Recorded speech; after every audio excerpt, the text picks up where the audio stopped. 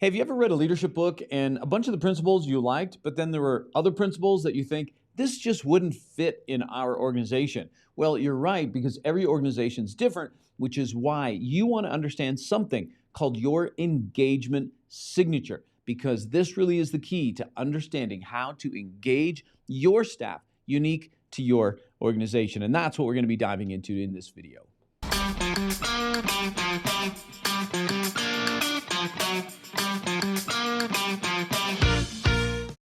Hey, it's James here, and I want to walk you through something called your engagement signature. And this is really important to understand. So if you're a business owner or a senior executive, or even if you are a manager over a team, this is going to be really important for you to understand, okay? So I'm going to go ahead and pull up some notes. This is going to make it easier. So if you're not familiar with this is something called the engagement drivers. And if you want to learn more about this, then definitely head on over to my website at jamesrobbins.com. We talk about this a lot. But basically, these engagement drivers, these are 9 drivers, 9 emotional and psychological needs that when we have these met in our life, it creates like a spurt of motivation, a spurt of engagement. It moves us into more intrinsic-based motivation, right? So again, I'm not going necessarily through them all right now, but we've got the need to be more than a number, the need to grow and develop, the need for recognition and appreciation, the need for mastery and achievement, right? A mountain to climb, the need for purpose and significance, the need for autonomy, to be self-directed, the need to connect, like with a healthy team, the need for fun, and the need for a model to follow. Now, I want you to think about these needs. So, for example, I'll go and speak at a leadership summit for a company, and not all of these will necessarily translate into their culture, their environment. But I want you to think about these engagement drivers a little bit like ropes to an employee. So if you have a problem retaining staff, in other words, you're losing more staff than you want to, imagine if you could tie them down, right? Of course, we're not going to do this physically, but imagine if we could tie them down emotionally to our organization where they don't want to leave. Well, the engagement drivers are the key to that. So another way that you could view these is let's imagine that this is your company, right? Let's say the rocket ship is your company, and what we want to do is we want to tie a rope to them. Actually, a better metaphor is, imagine they are the rocket ship and you don't want them to leave. And so what we want to do is we want to have all these ropes connected to them, because the more lines we have connected to them, the more chance that they're going to stick around. And by the way, no company is going to have 100% engagement rate. Well, maybe the odd one will, but you should just understand that employees eventually are going to leave, right? It's going to happen. But if you can keep them longer and if you can engage them more, then obviously that's going to help your organization. So this is what we do. We want to create these tie downs, if you will. Like, in other words, let's go here for a moment. Care. When somebody feels like their boss truly cares about them, it's like an emotional tie down. It's connecting them to the organization. Let's say they're part of a fantastic team here, and there might not be other things that are great in the organization, but the team is so great, so healthy. It's just a fun place to be. Well, that's a tie down. That helps keep someone there. Now, even though all 9 of these drivers, that would be the goal, right? The goal is to have all of these drivers going on in your organization. And so when I come into a company, let's say I come into your company, this is one of the things I do, right? I train your leaders to leverage these engagement drivers. But what if your company is a little bit different than most? Like, what if your company, you will look at some of these drivers and think, well, this doesn't really fit. So let me give you an example. Let's say, for example, I like to use this example. Let's say you work for the Department of Transportation, right? And you're in charge of a bunch of toll booths. And so you have employees that report to you that work in all these toll booths. I always think about the people at the toll booth every time I'm going through and giving them my money, because I always think, if I was their boss, how would I lead them? So think about this for a moment. When we have, let's say, the engagement driver of connect, right, in a team. Well, this engagement driver is going to be non-existent for them because they show up at work and they go sit in a booth all day. Maybe they take a break while someone else subs in for them. And then after that, they go home at the end of the day. So this driver is really non-existent unless there's something I don't understand about working at the toll booth, right? And if we stick with that example for a moment, maybe we can't have that. What about fun in the workplace? Well, that's difficult when there's no team dynamic. Autonomy, well, they certainly have that. They certainly have autonomy. What about purpose and the need for significance? Well, that might be a thin rope, right? That might be difficult to make that tie down. What about the need for mastery and achievement, right? Goals that they're striving for. Well, again, I don't know that industry, but I wouldn't think that there's a lot of goals that somebody working in the toll booth is striving for. They are, correct me if I'm wrong, by the way. If you know, leave a comment below this video. And so that one's going to be light at best. Then you've got the need for recognition, right? Now we could make this a stronger tie down.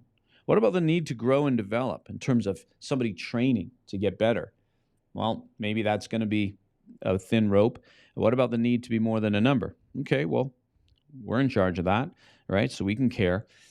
And so when I'm talking about your engagement signature, so for example, you might look at this and you think, okay, well, this one, let me just change the color here and get, we'll go with green.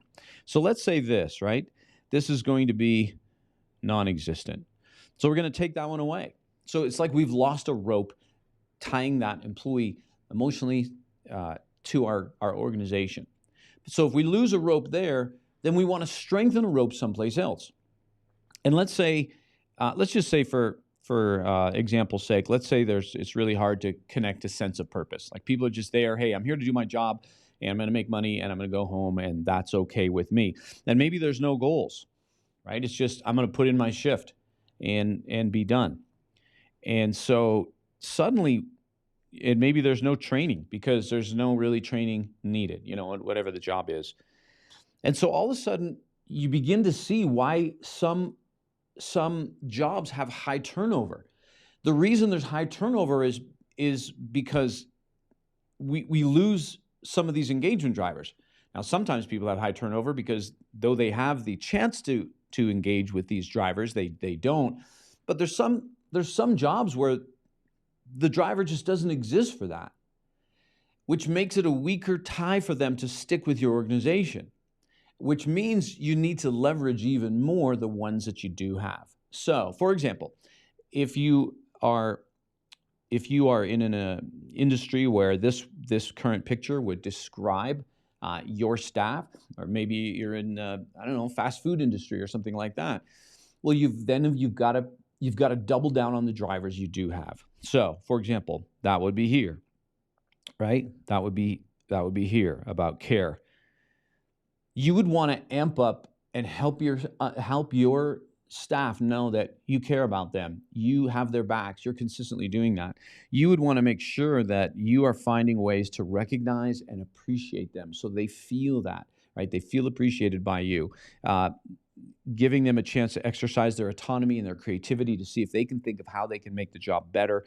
And, again, maybe we're going to wipe out fun here and then we don't have that, but we could have, a model to follow, right, in terms of your example.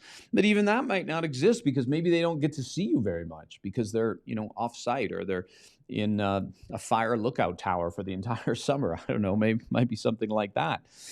So I hope this is making sense for you. And let's take a look at another example. If we, let's take a fast food restaurant and maybe you're hiring a bunch of high school students.